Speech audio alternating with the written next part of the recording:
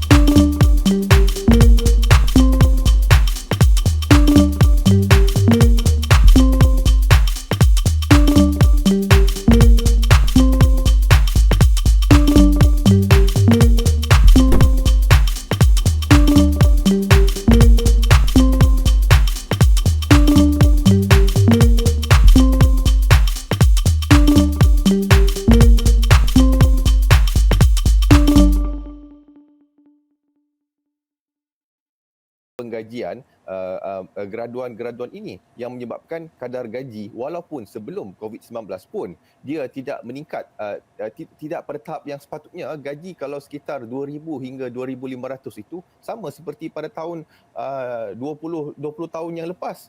Walhal sekarang kos sara hidup semakin lama semakin meningkat. Jadi ini yang saya fikir perlu difokuskan di dalam rancangan Malaysia ke-12. Begitu juga dari segi pelan-pelan jangka panjang yang lain.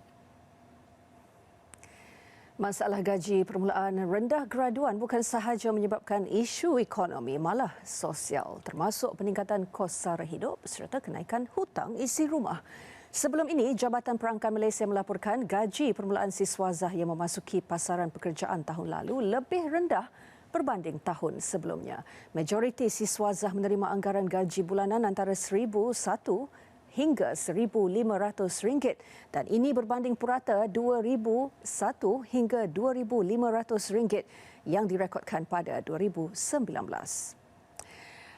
Baik, seterusnya, penggunaan teknologi drone dalam sektor pertanian semakin popular dan mendapat tempat dalam kalangan petani moden. Ia khususnya bagi tugas penyemburan baja dan racun serangga. Penggunaan drone bukan sahaja mengurangkan risiko petani terdedah dengan bahan kimia, malah meringankan tugas mereka. Segmen Nadi Biz hari ini meninjau penggunaan teknologi itu di Kota Belud, Sabah bersama wartawan Geoffrey Lee.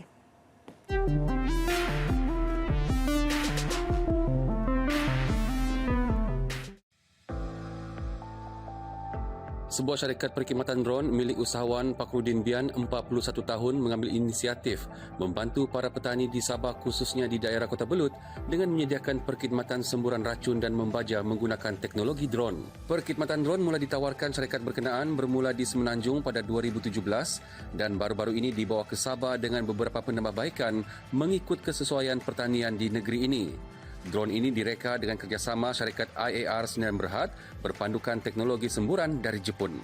Atas inisiatif itu kita terfikir untuk membeli drone untuk kaedah penanaman baja dan semburan racun. Atas inisiatif itu kita mengambil langkah usaha sama dengan syarikat pengeluar drone IAR Resources Agro dengan usaha sama dengan syarikat saya PKH Agro Sdn Bhd.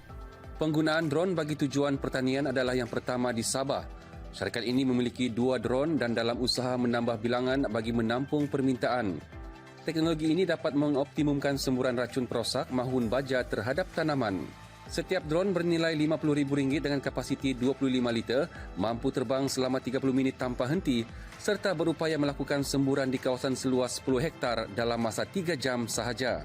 Kaedah sedia ada, petani terpaksa melakukan proses penyemburan secara manual menggunakan mesin pam dan menghabiskan masa 9 hari untuk kawasan berkeluasan sama.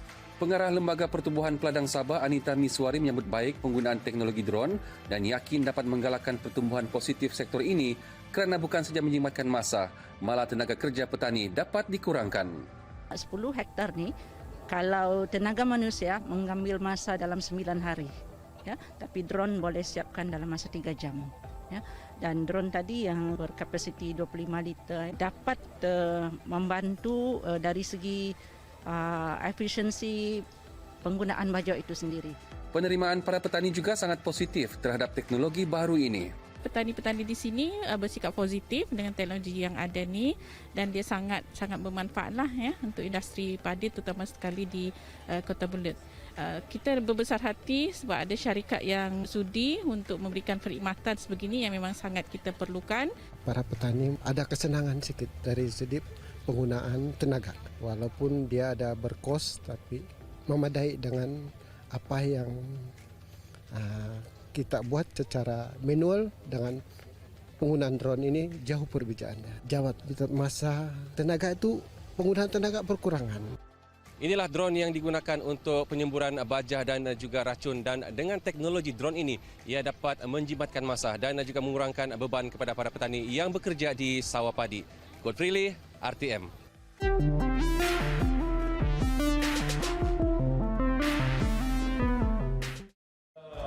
Yakin bahawa vaksin ini cukup selamat dan berkesan. Kita dapat memutuskan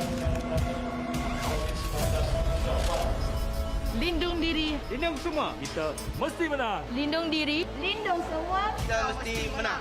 lindung diri, Lindung semua, kita mesti menang. Lindung diri, lindung semua. Kita mesti menang. Lindung diri, lindung semua, kita mesti menang. lindung diri, Lindung semua, kita mesti menang. Lindung diri, lindung semua, kita mesti menang. Lindung diri, lindung semua, kita mesti menang. Lindung diri, lindung semua, kita mesti menang. Cegah penyakit COVID-19 aneh. Lindungi diri, lindungi semua. Ini adalah usaha kita bersama. Kita mesti menang. Semoga Tuhan berkati kita.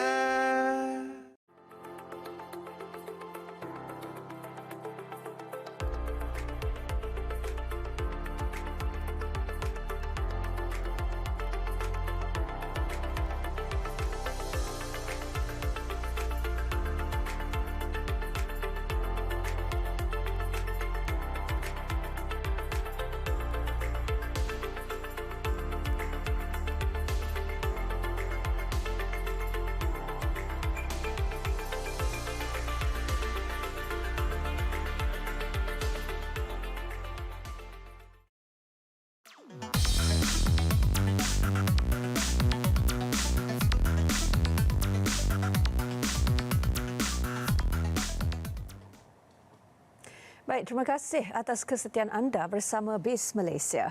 Sambutan perayaan seperti Aidilfitri bukan sahaja mengeratkan perpaduan rakyat, malah dari sudut ekonomi dapat merancakkan semula aktiviti berkaitan. Ini terutama dalam menjana pertumbuhan ekonomi domestik yang pastinya banyak terjejas berikutan pandemik COVID-19. Seterusnya, menjayakan proses pemulihan ekonomi. Bagaimana sambutan Hari Raya tahun ini menyumbang kepada kerancakan ekonomi? Untuk menjawab persoalan ini, kami bawakan pengarah Pusat Penyelidikan Pusat Antarabangsa Pendidikan Kewangan Islam INSEF, Profesor Madya Dr. Baharum Abdul Hamid. Prof, terima kasih kerana menerima undangan kami ke BIS Malaysia hari ini. Selamat Hari Raya, Prof. Salam Hari Raya. Salam Bagaimana sambutan perayaan Hari Raya Prof dan bersama keluarga tahun ini? Walaupun kita menghadapi beberapa kekangan dan Hari Raya disambut dalam suasana kesederhanaan, namun kemeriahan itu tetap terasa. Ya, mungkin apa agaknya yang berbeza, Prof, kalau berbanding dengan tahun-tahun sebelum ini? Yang pasti aktiviti balik kampung. Ya. Kalau sebelum-sebelum ini aktiviti balik kampung akan berlangsung dengan begitu aktif sekali, di mana akan berlaku penghijrahan besar-besaran daripada bandaraya pulang beraya ke desa. Namun kita tidak dapat melakukan, dan ini adalah tahun yang kedua kita tidak dapat melakukan aktiviti balik kampung. Ya, tapi apa yang penting kebersamaan bersama orang tersayang itulah yang paling bermakna, saya kira. Kalau dari segi perbelanjaan, Prof, mungkin ada yang berbeza tahun ini. Kalau kita lihat dari segi perbelanjaan, walaupun kita menghadapi kekangan, namun tahun ini adalah agak lebih baik berbanding dengan tahun lepas. Tahun lepas kita boleh katakan kita menghadapi satu kekangan di mana total lockdown. Tahun ini dibenarkan aktiviti-aktiviti seperti Bazar Aidilfitri, Bazar Ramadan, walaupun dilakukan bersama SOP yang ketat, namun ia sedikit sebanyak dapat menghidupkan dan merancakkan ekonomi domestik. Kalau secara peribadinya, Prof, mungkin sebelum ini kalau nak beli baju raya pun mungkin beli sampai 4-5 pasang, kan, Prof? Kalau tahun ini, Prof sendiri bagaimana? Dia sebenarnya kalau kita lihat kemeriahan kerancakan ekonomi dan kemeriahan hari raya, dia mempunyai hubung kait dua hala. Apabila ekonomi kita bagus, maka raya akan menjadi lebih meriah. Begitu juga kalau perbelanjaan pada hari raya itu rancak, maka ekonomi akan bertumbuh lebih rancak. Seperti mana kita maklum, pertumbuhan ekonomi kita agak perlahan. Jadi sudah tentu pendapatan ataupun perbelanjaan untuk Aidilfitri pada tahun ini ada hadnya, ada kekangannya.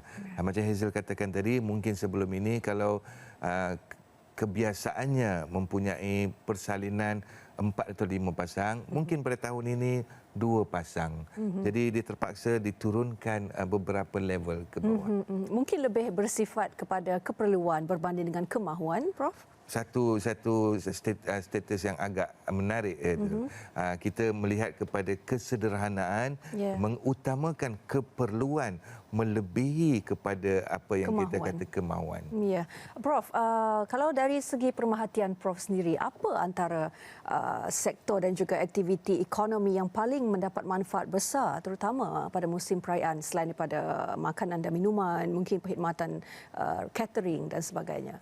Kalau kita lihat saban tahun, bukan saja untuk perayaan Hari Raya, kalau kita pastikan juga perayaan-perayaan yang lain, sektor yang paling kita kata terangsang atau menjadi paling rancak adalah seperti mana Hazel kata, sektor SME ataupun nano dan mikro SME. Khasnya di dalam pembuatan pemakanan, pemakanan seperti biskut raya dan sebagainya, juga limpahannya kepada industri penjahitan seperti baju dan sebagainya. Tekstil. Dan juga satu yang amat menarik, Hazel, kalau kita lihat saban tahun apabila ekonomi kita agak rancak, sektor buffet ataupun iftar, kadang-kadang digambarkan ada beberapa hotel dapat melakukan perniagaan pada 29 atau 30 hari Ramadan itu melebihi perniagaan mereka pada setahun. Namun untuk 2 tahun kebelakangan ini ada kekangan sedikit. Tetapi tahun ini dah mula terbuka kembali.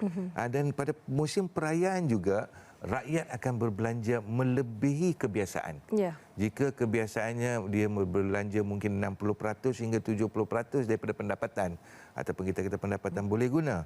Tetapi untuk musim perayaan, rakyat akan berbelanja lebih sebab ingin merasai kemeriahan.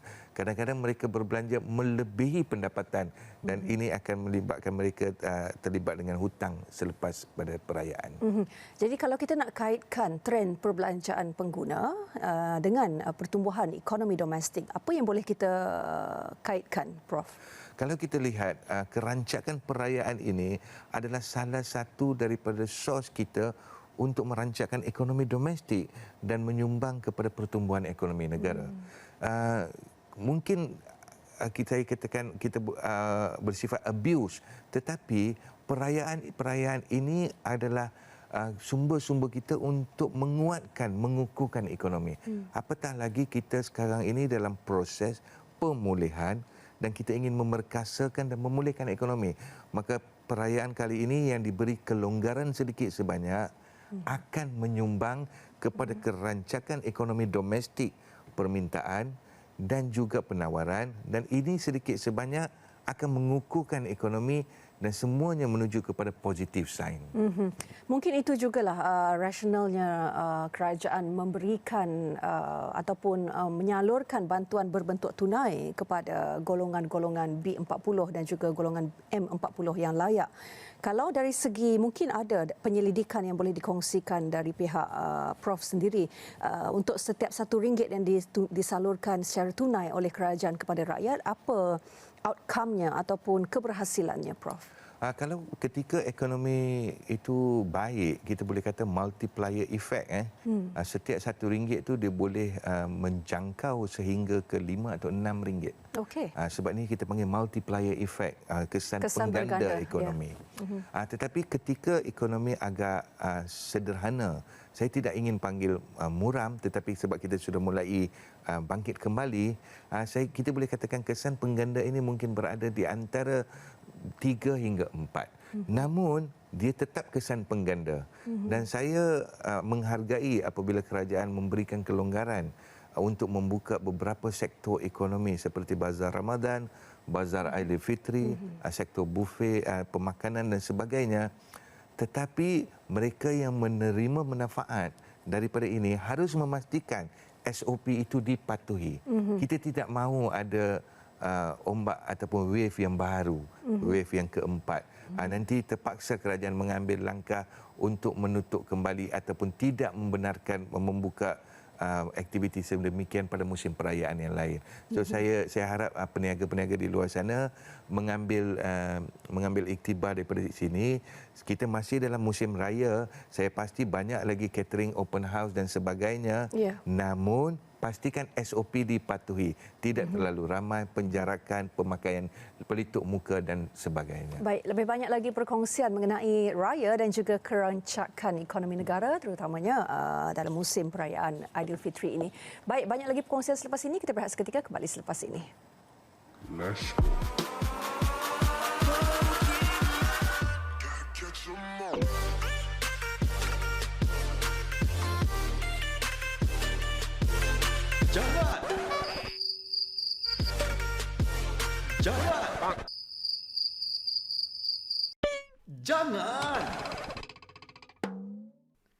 Jangan laga tangan. Cukup sekadar letak tangan di dada, tanda hormat. Kita belum menang. Amalkan norma baru. Kita jaga kita. Baik, masih lagi dalam Bual Biz mengupas topik raya dan kerancakan ekonomi. Kalau sebelum ini kita lihat bagaimana perkongsian daripada tetamu undangan di studio, Profesor Madya Dr. Baharum Abdul Hamid, mengenai bagaimana perayaan Aidilfitri dapat merancakkan semula aktiviti dan juga sektor ekonomi yang berkaitan. Kalau kita lihat, Prof, dari segi sektor menjana semula ekonomi dan membuka peluang pekerjaan, kalau berbanding dengan ketika tahun lalu kita bergelut dengan krisis COVID-19, tahun ini dalam suasana yang lebih memberangsangkan, mungkin belum pulih sepenuhnya tetapi sudah cukup untuk memberi petunjuk-petunjuk positif. Kalau ada petunjuk positif itu, apa yang mungkin Prof boleh katakan? Antara sektor yang paling terkesan yang kita boleh lihat adalah sektor pelancongan. Kita masih lagi tidak dapat membuka sektor pelancongan dengan seluas mungkin. Kita masih lagi ada kekangan merentas negeri dan sebagainya. Namun sempena Hari Raya ini, saya ingin menasihatkan sektor pelancongan menjadi lebih kreatif dan inovatif. Jadi dia targetkan local consumers ataupun local tourism. Sebagai contoh, yang di Selangor, wujudkan pakej-pakej pelancongan yang dikhaskan untuk penduduk Selangor. Jadi kita tidak perlu merentas negeri dan sebagainya. Ini sedikit sebanyak dapat menumpang kemeriahan Aidilfitri dan juga dapat menumpang untuk kita merancakkan kembali ekonomi. Dan perlahan demi perlahan kita pasti sektor ini akan mula bangkit kembali. Tapi dari segi keinginan ataupun kemampuan rakyat untuk berbelanja untuk sektor pelancongan pula bagaimana? Walaupun kita melihat seolah-olah kekangan itu menyebabkan pendapatan terkesan, namun sekarang kita dalam proses pemulihan. Apabila rakyat berbelanja, baru aktiviti akan rancak kembali, maka pulangannya dapat dinikmati oleh kesemua orang. Ini bukan masa untuk kita kata untuk menabung dan tidak berbelanja. Ini adalah masa yang kita galakkan rakyat untuk berbelanja, tetapi berbelanja secara berhemah. Maksudnya berbelanja dengan cara mengikut kemampuan sendiri. Kita perlukan rakyat berbelanja. Jika rakyat tidak berbelanja, maka ekonomi domestik tidak akan hidup dan tidak akan rancak kembali. So kita harus menasihatkan rakyat untuk berbelanja dan utamakan kita panggil pelancongan lokaliti, utamakan barangan tempatan, utamakan kita berbelanja itu memberi manfaat kepada rakyat Malaysia itu sendiri. Jadi kita dapat berkongsi kerancakan ekonomi dan dapat berkongsi pertumbuhan dan kemewahan ekonomi itu sesama rakyat Malaysia. Ya, kemakmuran bersama. Kemakmuran bersama. Dan saya juga nak sentuh Prof mengenai bagaimana rakyat nak mencapai kadar keseimbangan yang lebih baik, kerana kita sedia maklum bahawa rakyat di negara ini kadar keberhutangan isi rumahnya cukup tinggi. Bagaimana kita nak pastikan rakyat boleh mencapai keseimbangan di antara berbelanja untuk merancakkan ekonomi negara dan juga memastikan kadar keberhutangan isi rumah itu terkawal? Kalau kita lihat, memang kadar keberhutangan isi rumah sudah mencecah, kalau tak salah saya 93%. Satu angka yang cukup tinggi? Satu angka yang cukup tinggi. Namun jika pinjaman ini atau pembiayaan ini diperolehi demi untuk membangunkan kembali ekonomi ataupun taraf hidup masing-masing dengan cara yang baik, itu tidak merisaukan. Okey. Apa yang kita merisaukan jika pinjaman atau pembiayaan ini dilakukan dan disalurkan kepada aktiviti-aktiviti yang tidak mendatangkan pulangan. Sebagai contoh, barangan mewah, sebagai contoh alat telekomunikasi yang canggih, yang mahal. Ini yang kurang mendatangkan pulangan. Tetapi jika ini dilakukan sebagai contoh untuk melakukan aktiviti berlancung bersama keluarga, ini akan menjadi satu peluang untuk distres. Dan apabila mereka mendapat satu ketenangan, secara tidak langsung akan menaikkan produktiviti. Apabila kembali bekerja, sudah memperoleh ketenangan, keseronokan melancung dan sebagainya, sedikit sebanyak dia akan menaikkan produktiviti, dia akan menyumbang kembali kepada aktiviti. So pembiayaan atau pinjaman itu selagi mana dihalakan kepada aktiviti-aktiviti ataupun perbelanjaan-perbelanjaan yang dapat meningkatkan daya diri, kemampuan diri ataupun kita kata jati diri, saya tidak akan risau mengenai tahap pinjaman yang tinggi. Bukanlah belanja untuk menunjuk-nunjuk. Bukan belanja untuk menunjuk-nunjuk atau belanja untuk bermegah-megah. Ya, baik Prof, mungkin kita boleh sentuh juga mengenai apa antara peluang perniagaan yang berdasarkan pemerhatian Prof boleh dimanfaatkan oleh usahawan baru dan juga usahawan sedia ada ketika ini. Buat masa ini, apa yang saya lihat adalah kita harus embrace apa yang kita panggil IR 4.0. Kita harus menggunakan platform fintech untuk bukan saja memperkenalkan barangan perkhidmatan kita, malah memasarkan dan juga untuk menjual. Tidak ada cara yang lain sebab platform fintech ini memudahkan kita mencapai pelanggan yang mungkin berada beratus batu atau beribu batu. Jika kita masih mengekalkan perniagaan secara tradisi, di mana mengharapkan pelanggan datang ke kedai, itu yang menyebabkan kita akan jauh terkesan. Di mana apabila kekangan perjalanan dilakukan, pelanggan tak dapat datang, tak dapat hadir, maka perniagaan tidak dapat dijalankan. Namun jika kita embrace fintech, IR 4.0 dan sebagainya, apa saja kekangan, perniagaan kita dapat terus berlangsung. Malah ada setengah kajian telah menunjukkan bahawa kekangan telah menyebabkan mereka yang menggunakan platform fintech ataupun platform perniagaan khasnya B2B atau B2C mendapat perniagaan yang jauh lebih rancak berbanding dengan tempoh sebelum MCO atau PKP. So saya ingin sarankan kepada pengusaha-pengusaha nano, mikro dan kecil ataupun sederhana di sana untuk mengambil peluang ini, buatlah pelaburan sedikit untuk mengenal, memahami, menguasai fintech dan IR 4.0 untuk memaksimumkan pulangan dan mengukuhkan kembali aktiviti perniagaan. Adakah lonjakan digital ini sebenarnya peralihannya sudah cukup pantas ketika ini kerana peniaga sudah tidak ada pilihan, mereka perlu juga melakukan peralihan ini? Saya agak tertarik bila Hazel kata dia seolah-olah survival. Ya. Kalau mereka tidak melakukan lonjakan ini, maka dia akan perish atau dia akan hilang begitu sahaja. Maka manusia ni tabiat kita apabila ditekan dengan survival, maka kita akan memaksa diri. So saya harap peniaga-peniaga di luar sana menggunakan peluang ini, embrace, gunakan sebaik mungkin. Dan insya-Allah jika kita dapat menguasai ini, dan juga kerajaan juga telah melakukan perbelanjaan yang agak besar dalam penyediaan infrastruktur. Infrastruktur dan khasnya kita juga akan memasuki era 5G sekarang ini. Jadi bagi saya ini adalah satu masa yang tepat dan lonjakan teknologi ini atau lonjakan digital ini harus dilakukan. Baik, terima kasih Profesor Madya Dr. Baharum Abdul Hamid, Pengarah Pusat Penyelidikan INSAF untuk perkongsian itu tadi. Selamat Hari Raya lagi. Sekali lagi Prof. Ya, salam Baik, Aidilfitri. perkongsian itu mengakhiri BIS Malaysia edisi 19 Mei 2021. Untuk anda di luar sana, segera lakukan pendaftaran untuk janji temu vaksinasi COVID-19 di aplikasi MySejahtera. Terus amalkan norma baharu dan patuhi SOP di mana jua anda berada untuk sama-sama kita mencegah penularan COVID-19. Lindung diri, lindung semua. Saya Hazel Desmond, salam sejahtera. Kita jumpa lagi.